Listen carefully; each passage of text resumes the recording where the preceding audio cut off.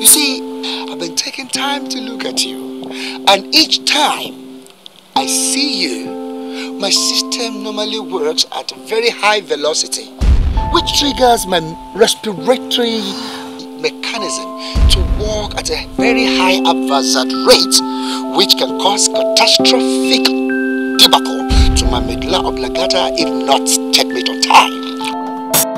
Yeah.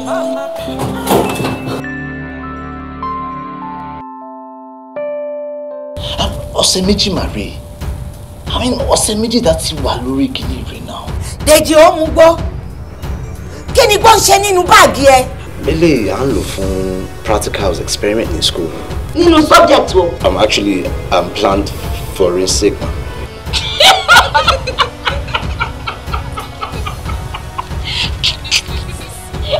Deji.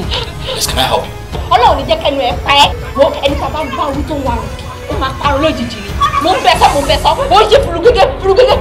Kí ni problem ẹ? You want to ruin your own life?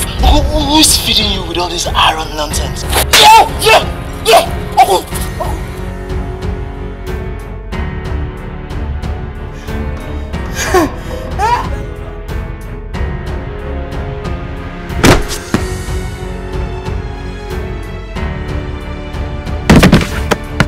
Ṣé wá rí eré tó máa ń bá yàwó ẹ̀ ṣe? Ìyàwó kan fẹ́ kó bá wọn ṣe. Baba Abomination ni Baba Abomination ni. I have spoken. Ìdẹ̀fẹ́ gbọ́ kankan mi lẹ́yìn.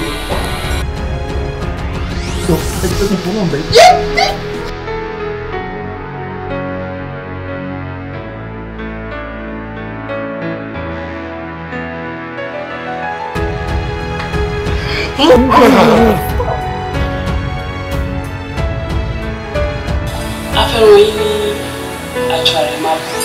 Ẹ̀tọ́ bá rán ní àjọ àrèmábọ̀, that's death for me. No,